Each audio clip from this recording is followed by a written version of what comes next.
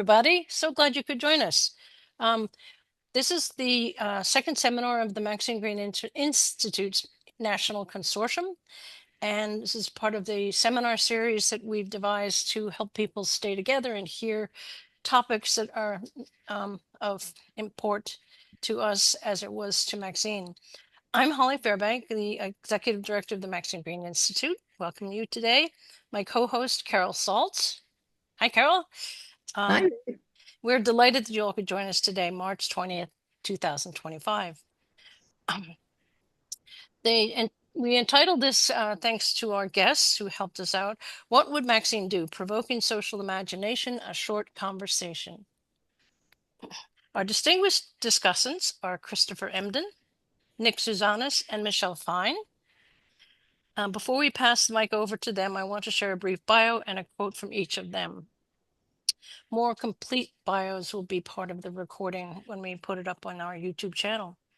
Christopher Emdin is the Maxine Green Chair for Distinguished Contributions to Education at Teachers College, Columbia University, and Director of Creativity, Innovation, and Entrepreneurship at the STEAM Dream, and Director of the Schuff Family Idea Lab at Skidmore College.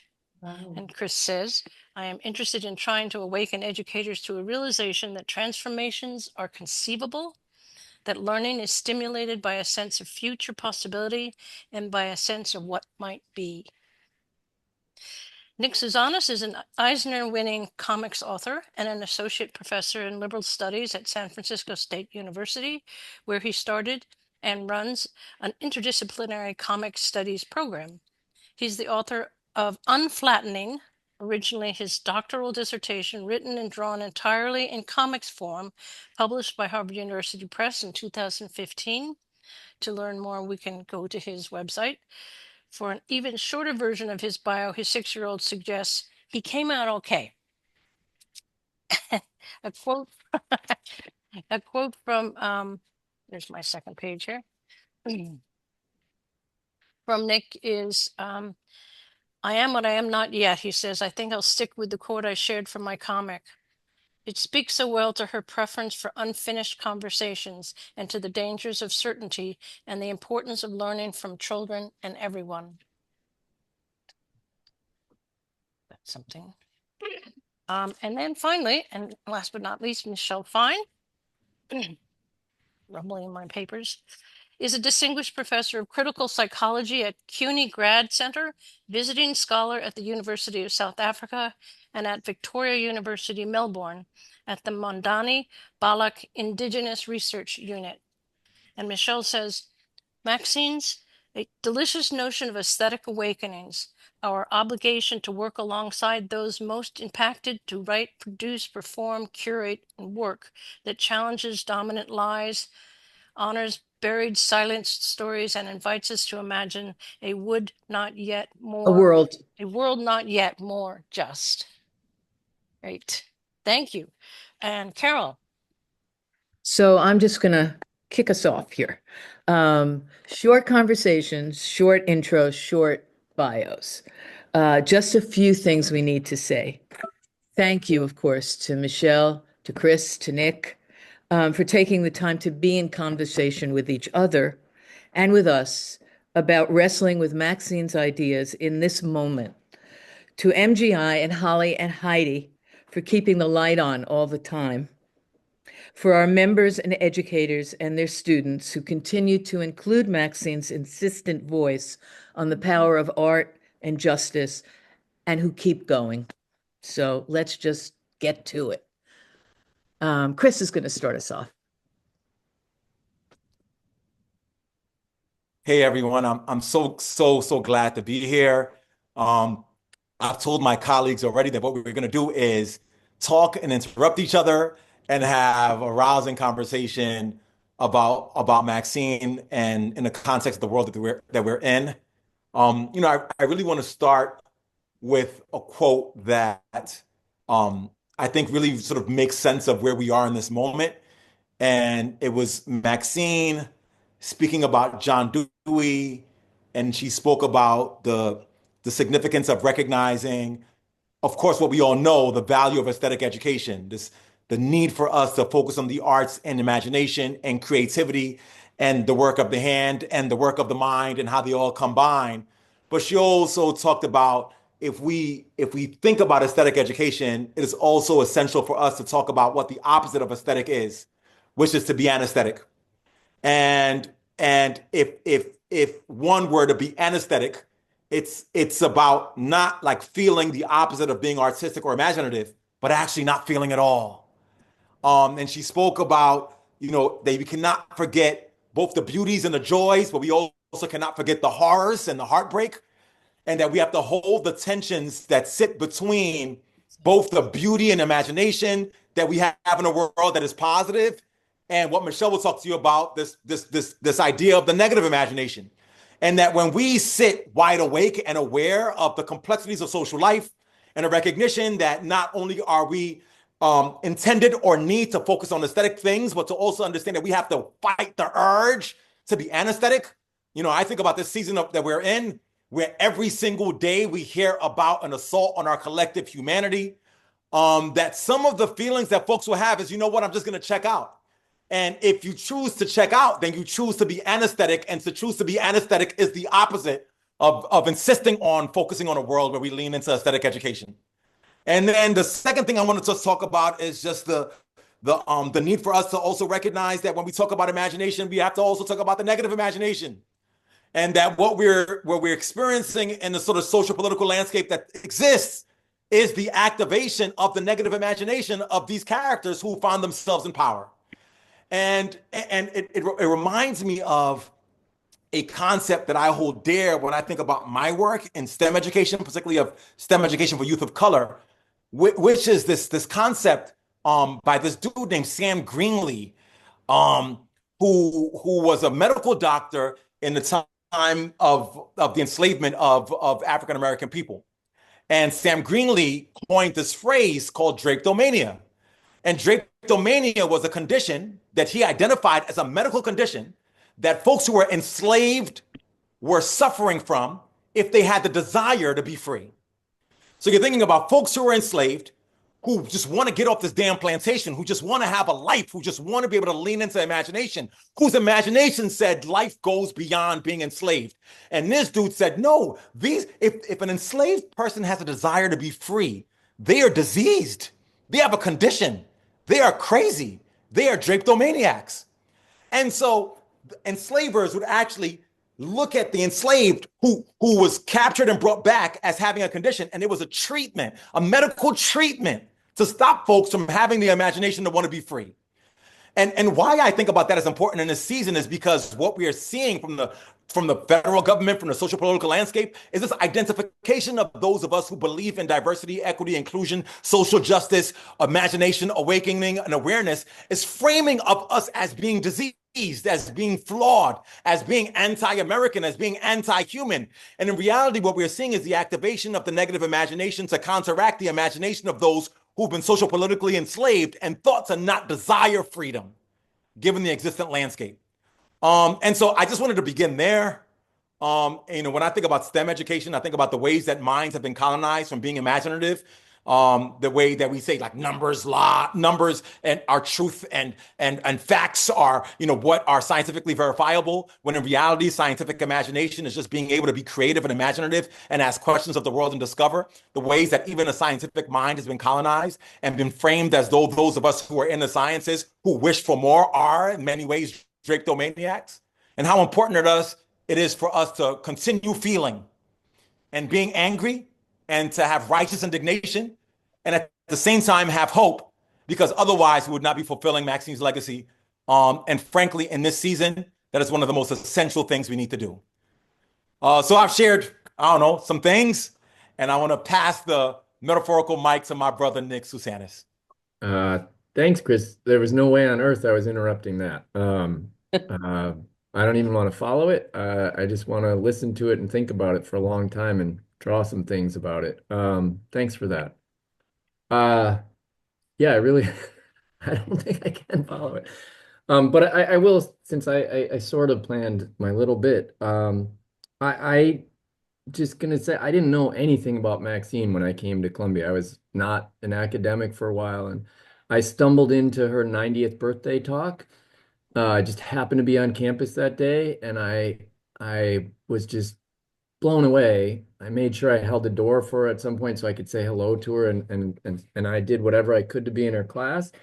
And I'll back up to say I had left Detroit, where I'd been the biographer of a then I don't know, Charles was about 85 or something, 85-year-old Detroit artist named Charles McGee, who'd come up when he was 10 as part of the Great Migration, didn't know how to write his name except sign an X when he arrived in Detroit, and then became one of the most famous Detroit artists. His work is all over the city now. And Charles had this attitude about always wanting to do what's next. And he was very famous, but he wasn't interested in talking about it. He really wanted to learn what the next thing he could do is and how to change his work. And so then I met Maxine. It was sort of hard to leave this, and I met Maxine and had this class with her. And so the quote I picked from her, which I've used in a couple of my comics, is "I am what I am not yet," which I think that refusal to be certain. Um, it really, and I met her when she's 90, right? She's 99, 90-year-olds may not be as uncertain as she was. That willingness to learn from me, this guy who drew comics that wasn't a scholar coming from that place, but she was open to that. To learn from small children. I've heard stories about that from other panelists, and was really taken by it. And I think we need so much of it. I think certainty is, I don't think it addresses everything Chris just said, but that certainty that everything, that what's best for everybody is really harmful to us. And I think Maxine's attitude for uncertain and just boundless curiosity to keep learning from people. And I'll share I had my defense about 6 weeks before she passed in her living room again after I'd 6 years earlier had that class. And my 3-week-old daughter came to it after the defense was over, and I won't forget this look in this three-week-old baby's eyes that were, wide to the world, wide awake to the world, wide open to the world. And here's Maxine at 96, equally wide awake to the world. And I think whatever we can do to keep that wide awakeness, to keep those eyes as open and uncertain and willing to be what you aren't yet, I think I'm preaching to the choir here, but I think that's what we need, and that's something I think about Maxine all the time as a maker of things and as a teacher to students, is how do we keep our eyes open like that? So thanks. Michelle is going to take it away. Oh, is Michelle's in that her my hand. cue? That was really unsubtle. Thank you, guys. Your hard acts to follow. Um, I met Maxine. She was on my dissertation committee, and I'll tell you what I early fell in love with, and then later fell in love with. I early fell in love with her. Her appetite for interdisciplinarity. She refused to be disciplined in any way. She wouldn't be disciplined by her neighbors who didn't want her to have salons in her house. She wasn't disciplined by the field she studied in. I was in psych. I did a laboratory experiment in psychology, I don't know, where we treated some people unfairly and some fairly. And I was looking for when did people blame victims and when did they offer a broader explanation? But I opened my dissertation with Hester Prynne and the Scarlet Letter, arguing that Hester only knew there was an injustice when she was migrated to the margins. And I was talking about the brilliance at the margins, and that we misunderstand objectivity or accuracy from the center. And I think early on I knew that folks who either choose to sit at the margins or are banished to the margins have a line of vision for critique and desire. that those who sit at the center don't. So she walks into my dissertation and she says to Mark George, "This is gorgeous. What do we have to talk about? She's brilliant." In that classic Maxine way, like it's over. You're really anxious. You got 2 hours, and I just thought, okay, I love this woman. And then we grew, and it's funny. I have like a loving photographic cemetery right in front of my computer of all the people I love who have left me. And right in the middle is Maxine and me at my son's bar mitzvah. And she was like, I don't know, 2 hours late, 3 hours late, and perfect. She was just perfect. So what I think Maxine gives me right now are two things. One is a light in dark times, um, the capacity to still want to see what's possible even when we're living in hell. And we know some people are paying a much bigger price than some of us are. And my other panelists know I'm just coming from a session where an international student might be getting deported in the spectacle theater of sending students away. So none of us is very far from this. So I think about what would Maxine say, and then I was just in Australia working with friends at the Mundani Balak Indigenous Research Institute. And for them, it's very clear that research must have inquiry, healing, activism, and the arts. That they're all one word. Like, so we had this bush dyeing experience. I should have brought the scarf I made. So they brought all of these like plants and flowers from the country, and we had like wet cloths, and then we put our things in and the patterns we desired, and then we rope them up, and we all spoke of ancestors and healing and inquiry and what's it mean to move through art, to tell stories that dominant groups don't want to hear. And in Australia, those are stories of the stolen generation. And I was really lucky, unbelievably fortunate to be with a woman who was third generation stolen generation, which is like a deep, dark secret of Australia, where they took Aboriginal babies and put them in institutions. So that happened to her grandmother, it happened to her mother, and she got adopted by a white family. And her dissertation was a piece of art, kind of piecing together what she could of photographs, of archives, of letters from grandpa to the governor that say, "We want Minnie back. She's my girl. You took her on the street. I wait on the corner." And I thought, I've been very compelled by this idea of aesthetic awakenings, and I now have it as an obligation that all of our students in critical psych here have an obligation to interrogate a big question and locate it in history, in theory, in inquiry. But the last obligation these days is to have an aesthetic commitment to presenting the work in a way that provokes a sense that things could be otherwise, that helps people imagine. And we do work on policing and solitary confinement and urban youth who have too many more cops than social workers in their schools.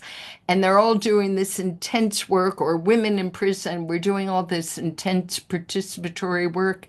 And we now really, because of Maxine, have a principled commitment to curating our research, quantitative, qualitative, visual, whatever, with an aesthetic awakening for a range of audiences we love that live in our heart, and audience that are benefiting from the world as we've made it. So the way Maxine lives in me is so many ways. Every morning she welcomes me with my mother and many of my old friends, that Mort Deutsch, who was at TC.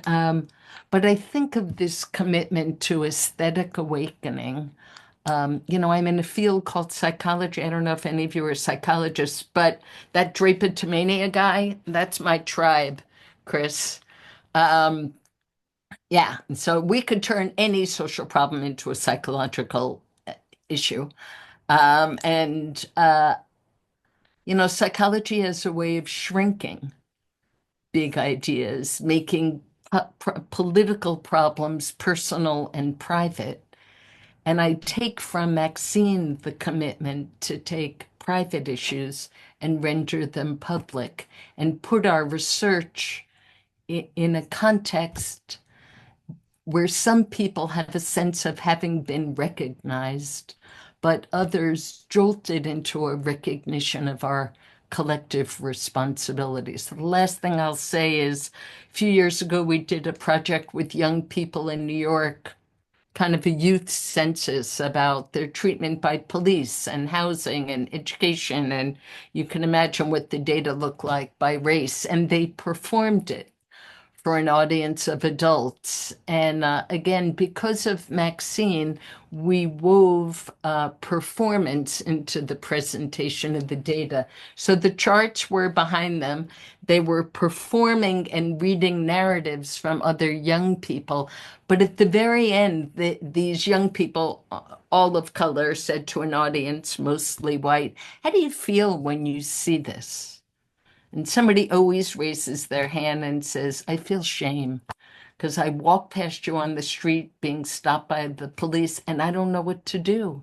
And I just stand there and watch." And the young person says, "So we're performing the data. These are not problems we created, but we paid the price for the current arrangements. And only together can we solve these problems. So why don't you come on stage?" So these adults come on stage and embody shame. And then these teachers, social workers, audience members get on stage and embody shame, and the young people embrace them. And by the end of the performance, most of the audience is on stage. And then the young people say, it's like an invitation to solidarity. Only when we work together to solve this will we be able to work our way out of this. And I feel like this is a moment we need, Maxine. And so the fact that we get together and resurrect her on screen just feels right. So I want to thank Holly and Carol and Chris and Nick. Michelle, like so much I want to say. And also to Nick, I want to remind you of a conversation we had before we even got started. But I want to say this, Michelle, because like it was just so that what you shared was just so beautiful. And when you said it's when these fields make us shrink, we shrink into privacy, and the work is to make the private public. And when you make the private public is when you get to vulnerability. And when you get to vulnerability is when you have the wide awakening, right? The wide awakening does not come with hubris and does not come with silencing or quieting or hiding the quote unquote ugly parts, right? Like it's when you are absolutely presenting the ugly parts out loud that you get to the point where you're vulnerable. And it's when you are that kind of vulnerable that the wide awakening happens. And so like that was really beautiful. And then I just wanted to remind Nick of our conversation, because we had a conversation earlier, which you were not privy to, but you should have been. But then Nick was talking just now. He was like, yeah, in many ways I'm preaching to the choir. And I'm like, yo, we oftentimes use that phrase or that framing with chagrin, right? It's like, oh, we're just preaching to the choir. Like these are all the Maxine Green people, so we're just going to speak to each other. But it is essential that we preach to the choir. It is essential that we speak to each other and give life back to each other. And this is not a quote I came up with beforehand, but just a few minutes ago, which is like, yo, if you stop preaching to the choir, they forget why they're singing. And here's the thing. It does not mean that they don't sing, right? If you think about academics, we stop preaching to the choir. Academics will still write papers. We will still create theoretical frameworks. We will still submit articles. We will still do the things. But it begins to ring hollow when it has no intention and it has no root and it has no bottom. And so we preach to the choir. We gather in these moments to re-inspire ourselves, to reawaken ourselves to the selves we know and knew, to remind ourselves to not rest at where we are. It is absolutely the work of the scholar and the thinker and the philosopher to preach back, to speak back to those that reflect the same ideologies. Because it's through that reflection that we sort of get reawakened.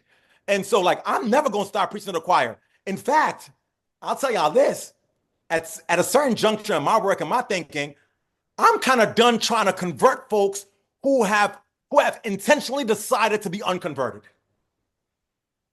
There's some folks who are like, you know what? It doesn't matter what you say, what you do, whatever humanity you bring. Michelle will be on that stage with them babies, and them black babies will say, I'm getting stopped by cops, and you stopped by and did nothing with it.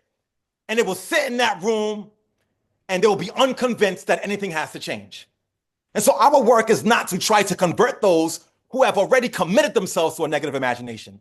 It is rather to connect more deeply with those who are deeply entrenched in awakenings, as Maxine Green articulated, to create a groundswell of a world that envelops them and quenches that negative imagination. That they're so stuffed by the beauty and magic of imagination, the capacity to even believe in negativity is quenched. But the work is not conversion. It is to lean deeply into our orientations. It's to lean more deeply into what Maxine asked us to do, which is to operate with wide awakeness and critical consciousness, and to see the beauty and magic in the world, even with the recognition that the negativity exists. Can I hop in, Nick, or you feel compelled to draw something or No, say? I set this up in our pre-conversation about the importance of preaching to the choir, and Chris ran hard with it. So I think it's you, Michelle. So let me just say that I'll be the first Jew in your church when you're preaching to the choir, okay? And amen, or woman, or whatever we're allowed to say now. But let me say something else, which is like a friendly amendment on what you said. I don't like talking to those people who don't want to talk either. On the other hand, I don't know that Maxine ever used the language of solidarity, frankly, but she lived it. Like she invited us all into her living room, right? And yes, it was self-selected, blah, blah, blah. But when I invited Maxine to come to the prison, I was teaching at Bedford Hills Women's Prison. We were doing research together. She was very nervous. Am I going to be good enough? What am I going to say to the, you know, that part of Maxine, right? We all have her in us, but she was much more articulate about her anxieties. And she gave a gorgeous lecture from I Stand Here Ironing. Remember that story? Because she knew that the women could connect to the loss of a child and that she too had lost a child. So she connected around the loss of Linda. And I guess that there are two things I want to say. Maxine had the capacity, and I don't think, but Maxine had the capacity to invite people in who didn't know they wanted to be in. And one of the things I learned from the women at Bedford, almost all of whom are out now, and we're still doing lots of work together, is we were going to have a fundraiser at Lincoln Center, where Eve Ensler of Vagina Monologues was going to present all of their stories. Carol, you might have been there. Yeah. And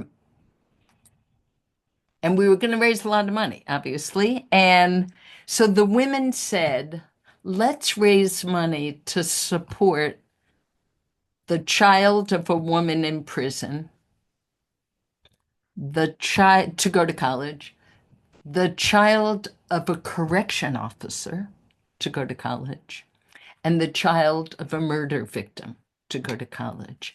And they understood that their lives were interdependent in a way that I didn't. I was still like, ew, you're the good ones. I don't know what I was. I was ridiculous. But they understood profound sinewy linkages across people who look like their interests were absolutely oppositional. And I have a sense that Maxine had that in her body. Right now, it's very hard to do that. Very hard to do that. But I do think that with the vulnerability and the wide awakeness that you were referencing, Chris, there is like a soft membrane that can emerge, that can be a little porous about where we might come together. And the fact that those women were willing to insist that their lives were interdependent with people they had killed, kids, keeps that open for me, even though in the day-to-day it's really hard. I try to do it here at the Graduate Center in the midst of lots of our struggles. It's not so easy because you can get called out for selling out in a hot second. But I do believe Maxine had that as a principle. I don't know that she named it. Carol, Holly, um, I wonder if you have any thoughts about that. But like in Nick's book, you can see that in Nick's book on flattening. You should all get off this phone and download it for free. Sorry, Nick. I teach it in my method. No, you shouldn't download it for free. That's trouble. What should we do? Pay you? You don't have to pay me. They got libraries. Use your library. Oh, use your library. Don't download it for free. Delete that. I just learned it got scraped by AI today. So no. All right. Anyway, sorry, Michelle. It's an amazing graphic novel about methods and the way in which disciplines flatten us and contain us. And it's very Maxine. But I think of unflattening as not just an individual practice or a research practice, but a collective imagination of the ways in which, if we widen enough, we recognize where we touch each other. And your work, Nick, has really been crucial for elevating that insight to my head and heart. Take it away, Nick. The two of you, I'm beyond intimidated. Why don't you put up a piece of? I might, but I do want to speak to what Michelle just said. So I'm the child of teachers. My dad's a physics teacher. My mom's an environmental studies teacher for little kids, and I think I've been trying to get my mom to write things for years about what she did, but I think that attitude of being aware of ecosystems and how things are connected from Yes. an early age, and it's, we don't see it. And I want to make a peace with her right now. Like, I think we were talking before about activists, how that word is being banned, but also, like they'll say the same thing for like, climate activists, but damn it. I mean, we're all part of the same planet, right? We're all part of the same planet. The air's all connected, the water's all connected, viruses are all connected. So I think I raised this preaching to the choir prior to the talk, because the goal of my political comics and unflattening was, how do I strip out language so that I could speak to people on, that don't agree with me already. That is my goal.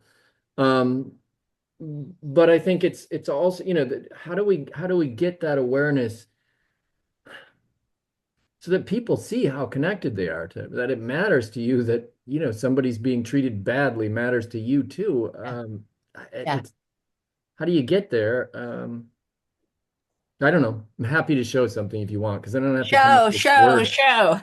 Put something up. Well, this just came up before, so you guys can shut me down any second, but I'm sharing. So that first class I had with Maxine, I made a comic about her as a spinning top, which people maybe have seen, and it's I think, what struck me, she came in kind of like, was she going to be able to speak? I don't know. She's being wheeled into the class. I have no idea what's about to happen, especially the first class. And then, man, she came alive. She came alive and just could connect everything. And I wanted to show, I think I was asked to read the second half here. And I'll start right here. Can you guys see it, sort of? Okay. It says she connects everything. Maxine says, I'm much too associational. This reminds me of that. Yet, as if armed with the gift of Ariadne, she keeps on her path. Maxine says imagination is a passion for possibilities, what might be, what could be. And now I'm off wandering on a tangent. Maxine says to become free requires resistance. She talks about resisting one's father without having to destroy him. This brings me into mythology. Cronus overthrows his father Uranus by making a rather unkind cut. Zeus didn't work things out too well with Kronos either.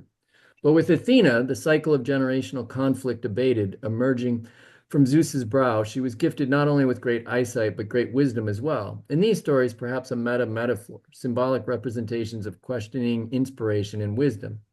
What about that double axe that freed Athena, a product of the Minoans, also the birthplace of the labyrinth made to cage the double-horned Minotaur? Specifically, this was built by Daedalus, perhaps better known as the father of Icarus, whose story deals with the limits of knowledge and respecting the advice of your elders. Another Minoan was Ariadne, whose thread helped Theseus and Maxine navigate the labyrinth. Athena, too, knew a thing or two about thread. She dispatched her main rival Arachne to eight-legged existence, guarding her title as the best weaver in Greece. So where were we? Oh, yes, thread, spinning labyrinths. And, I just say the quote here. Maxine says, I don't want to be absolute. Yeah, I'll stop there. I'll stop the share there too, if I can. But I think you guys were talking about how she could connect all these things and then still stay. I can't remember now if this was in the pre-conversation of the current one, but still keep that thread clear, to jump from all those things and still know where you are, which I think I just lost the thread in the middle of saying that. But go ahead, Michelle or Chris. No, you didn't lose a thread because that was brilliant. And I just seeing your work, I just wanted to just say again to you how much I love what you do and the medium through which you do it. And I think that really is the embodiment of what Maxine would have liked for us all to do. I love the way, so I'm gonna gush a minute. Just put your shoulders back and embrace it all, brother. Right? Gush on. I love the ways that you're able to create narratives out of Maxine's philosophies. I love the way that you not only put the words together, but you attach that to imagery, which gets us closer to activating our own imaginations. I love that the images are in black and white because then I can close my eyes and think about the colors that I want in them. And I love the ways that at the end of it all, you allow us to go back to this undergirding theory of Maxine's in that piece and in other pieces. So I just wanted to say to you how much I appreciate you and the ways that you take up and have taken up Maxine's work, even in the piece that you just shared.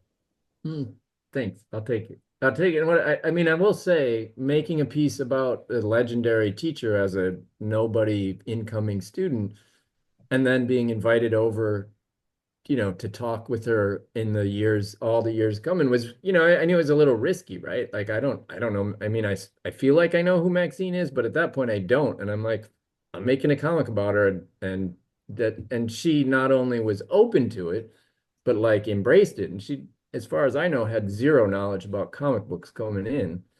But saw the potential, and that's again, to what I said, to be open to those things in your 90s and a famous person and all those things, and here I am doing what has been dismissed, right? This is a medium that's been dismissed for her whole lifetime. Says a lot about her. Anyway, Michelle, save me from having to say more. I got two things to say. One is you weren't a nobody, and the second is she collected nobodies. You weren't a nobody, but she just loved like gathering. I remember when, not to anyway, she gathered people. She was not attuned to like, are you the right class, race? Like, if you were interested in a conversation, you were welcomed in for a piece of chicken at the table. And she was endlessly curious, and I know furious, but curious. That I remember, I think you were there, Carol, when she said, "Did you ever watch Dancing with the Stars?" Like her aides were watching, and she loved it. And if you watch it, you know why she loved it. I want to say something about the current moment and why Maxine is ever more important. There's a critical race philosopher named Charles Mills, passed away maybe a year ago. Brilliant guy. And he wrote on epistemologies of ignorance, how social science or science can build a knowledge that is ignorant of race, ignorant of power, ignorant of class. And I feel like we're being invited back into that world, right? We're being invited to whiten the canon, to not do research that talks about gay or race or equity or any of those words, all of which I say 100 times a day. And so we're being invited into an epistemic ignorance and invited to do what theater scholar Diana Taylor calls percepticide. She's talking about disappearing acts in South America where you see state violence and then you're supposed to forget it. So we're supposed to see what's happening and then forget it and teach as if we don't know what we know. And uh, that's bad for us, but we know. It's really bad for our students or children down south whose books on Rosa Parks and Jackie Robinson and whoever are being pulled off the shelves. And I think we have an obligation to think about where we're going to curate wide awakeness. And we should keep fighting for it to happen in schools, but right now, that's hard. And whether it's Saturday schools or museums or libraries or after schools, I met with a group of teachers the other day who were running like an after school program of banned books with Chicana seventh graders who are so excited, partly because it's naughty, right? And I've met with groups of Black mothers in Florida who have to have Saturday schools with their kids because they're not hearing the word Black all week in school. And they've got to give, and I do think that we need to be working both in institutions and out of institutions. I think universities have an obligation, whether it's Loyola or Skidmore or San Francisco or CUNY or wherever you all are. I think museums have an obligation because we've got to create space or the anesthesia sets in. The anesthesia sets in, the white science gets normalized, the not talking about it gets awkward. Go ahead, Chris, you look. No, a bunch, a bunch. But you know, Maxine wrote about this, and she said that education is the accumulation of educative experiences. And when I heard that for the first time, I said, "Oh," because educative experiences are not limited to educational institutions. Like that's the first time I was like, "Wait a second, oh shit!" Like, and I think it's the accumulation of educative experiences that, especially at a time where there's an assault on schools, the opening up of as many educative experiences as possible is everything. And then also, I'm going to do this. I'm going to cheat. I had to share this because when you talked about like Maxine's like identification of or like collection of nobodies, I have to share this. Can you guys see my screen? Yes. So I became a professor, like officially, in in two moments. The first moment was this. I still keep it. I had like met Maxine and I like had sent her this note and I was like, you know, a new professor at TC and I just felt like no one could get along with like I felt like I have a whole story about it, but I was like, this is not going to work in this place because nobody likes me. And I sent a couple of people notes and no one responded. And on August 8th, 2009 at 5:17 p.m., I got this email and I became a professor. And it was like two lines. And it said, "Dear Chris, thank you for your brilliant and generous letter. In caps, I learned from you and I look forward to our dialogues. Also, I happen to like you very much, Maxine." And that is the day that I became a professor. Like that's when I was like, okay, because I had all this sort of self-doubt and Yeah. like, you know, and I share that to say, like when you said like you know, no one knew who I was. I felt like I stumbled into the school with this gig. And it's like, you know, and like I wrote like 50 notes to other professors because I hoped somebody would respond and like be my friend. Um, and then she just was like, "Your letter was brilliant and generous." And then like I learned from you, and I was like, "What?" And then she liked me very much. And I was like, "Well, look, if Maxine Green likes me very much, then I can like myself very much. And I'm frankly unconcerned about whether or not you like me." Right. Um, Exactly. and then the second one was, you know, this moment. And I had to find it, like furiously trying to find it because I saw Janet here. And this was a dissertation defense. I think it was probably like 2010. And it just was like the most undefense defense I'd ever had in my life. Like we sat there and we just talked. Um, and it also changed the way that I engaged with what the academic enterprise was and what I thought it could be. I knew that it was just a bunch of curious and thoughtful people engaging together about a document and asking each other questions. And like, an hour and a half in, I was like, oh, I guess this is a defense. A defense is just colleagues having conversation about somebody's work together. Um, and so when you just talked about the gathering of nobodies, I literally was like, like I thought I was a nobody until her acknowledgement.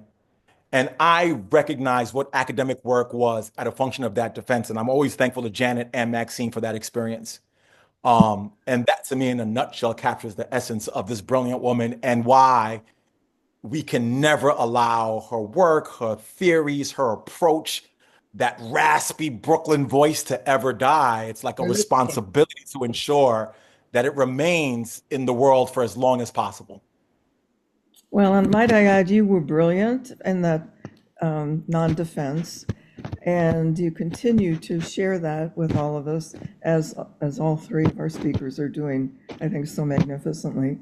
What I love is the interweaving of your voices. Thank you, thank you, thank you. Chris, that was a gorgeous story. It was very gorgeous. I think I've told you all. I took my mom once to one of Maxine's talks. My mother was the youngest of 18, Jewish immigrant from Poland, quite brilliant, not at all educated, 4'8", all breasts. Got the picture? Yeah. I don't know if they still make them like that, but she was that woman.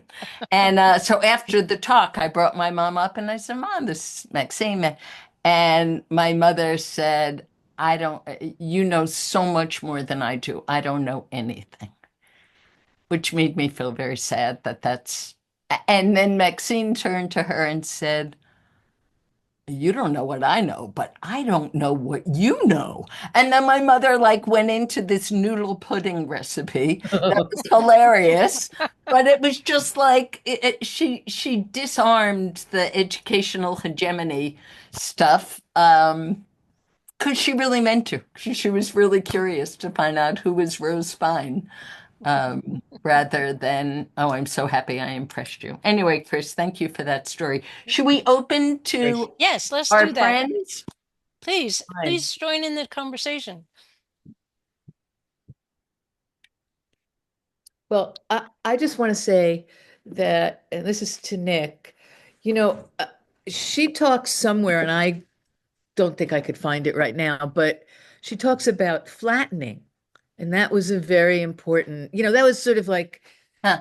it was like aesthetic and aesthetic, but it went into other realms, right? So, what you're doing is so right in her, you know, where she lived, I guess I have to say that, although this is making me hopeful again. Anyway, yeah.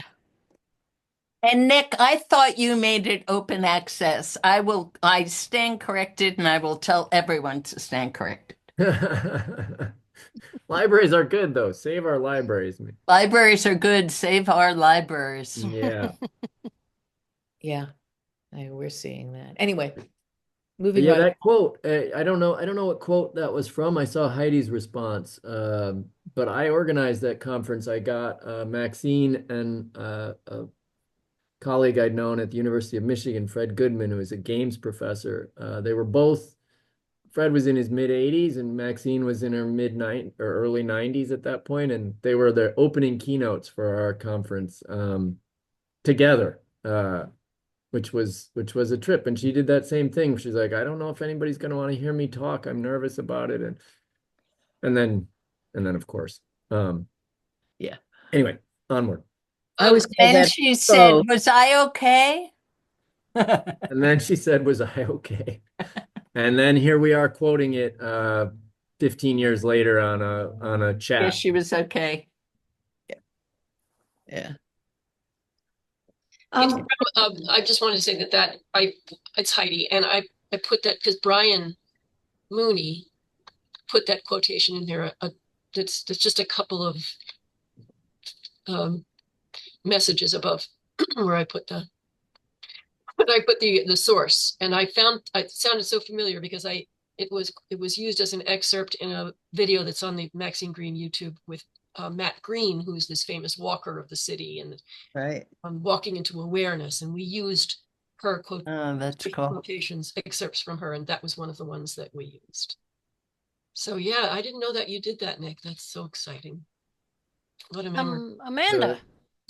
Oh, hi. And I'm just blown away. I'm sort of gathering my thoughts here, but first of all, I never remember being in a room with when Maxine had spoken where she didn't turn to whoever was next to her and say, "Was I okay?" And I just love that she always had that humility. But I'm also so struck by the threads between our three wonderful speakers, and starting out with the drapetomania story from Chris, and just the notion that, like, no, we're not crazy. And then, but then he talked about, I'm sorry he's gone, because he talked about the being deeply entrenched in awakenings versus converting those committed to the negative imagination. And I was thinking about how, like, groups like Indivisible are trying to sort of collect all these people all over the country who are scared and angry and want to do something and can only do something if we find each other. Yeah. And thinking about the idea of how to bring people in. And one of the ways is through art, that somehow looking at a piece of art and interrogating it together is a way for us to see our own common humanity, see the importance of our humanity being expressed by an artist, and then to help us find a different way of looking at it. That, that in Landscape with the Fall of Icarus, Bruegel is telling us that your tragedy may be important to you, but there's a lot going on that we all have to deal with at the same time. So I just wanted to say that wonderful quote about reaching out and taking someone's hand, that was what Maxine wanted us to do through art, was to be awakened to take someone else's hand. And I feel like that's where we need to be right now. Nice. Yeah.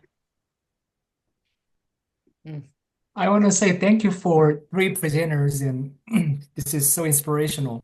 So Nick, in particular, I love your comments of you are doing comics as a way of communicating with people who have different perspectives, right? So I have the same concern of how to share some different perspective, something for other people's common sense is different from my version of common sense.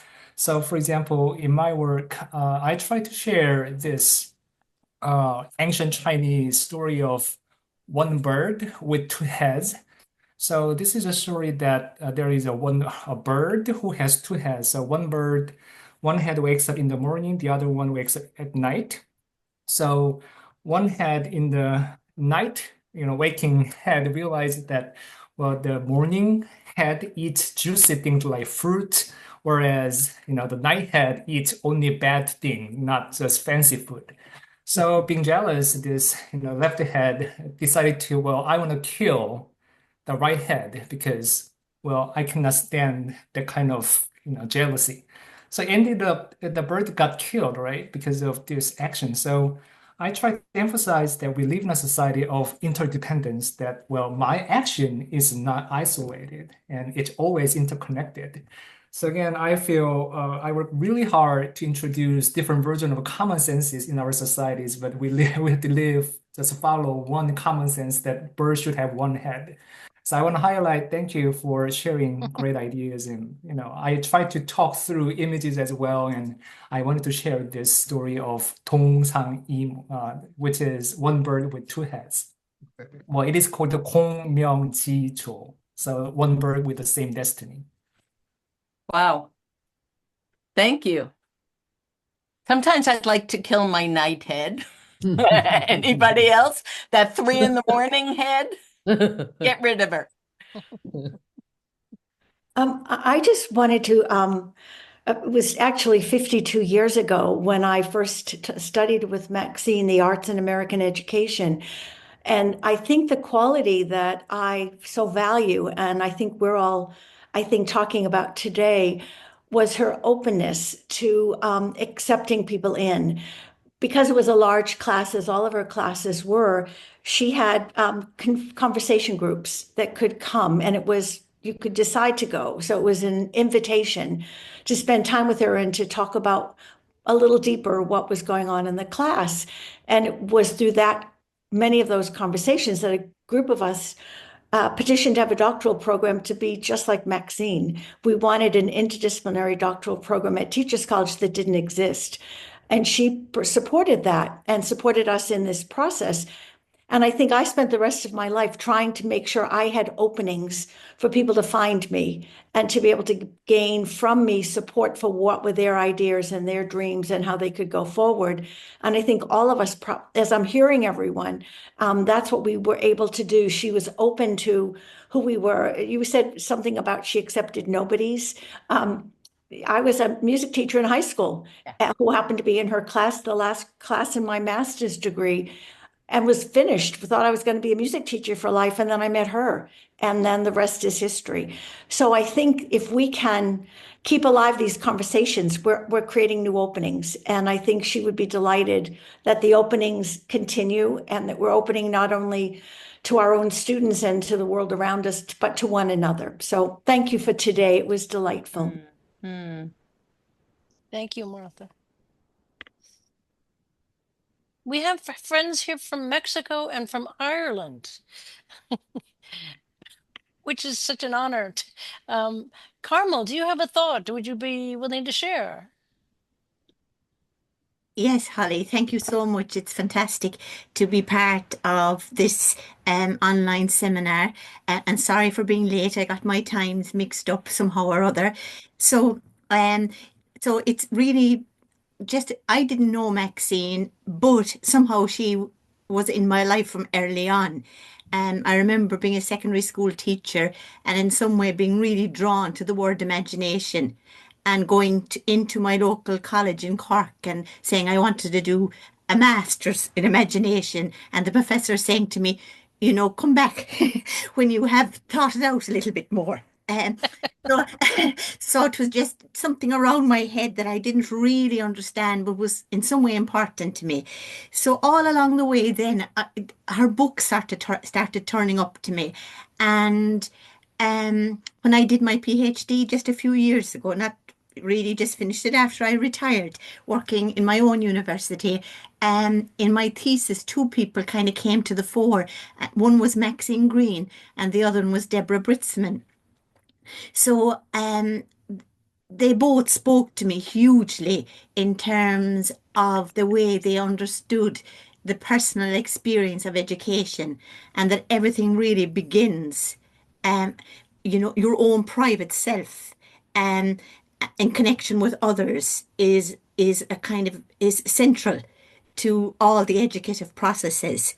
And I remember then thinking, well, how are they alike or how are they different? So it was when I think Chris was talking about the ugly parts or the negative imagination, and thinking in terms of Deborah Britzman talking about a different type of unconscious, the thing that drives us that we don't know about.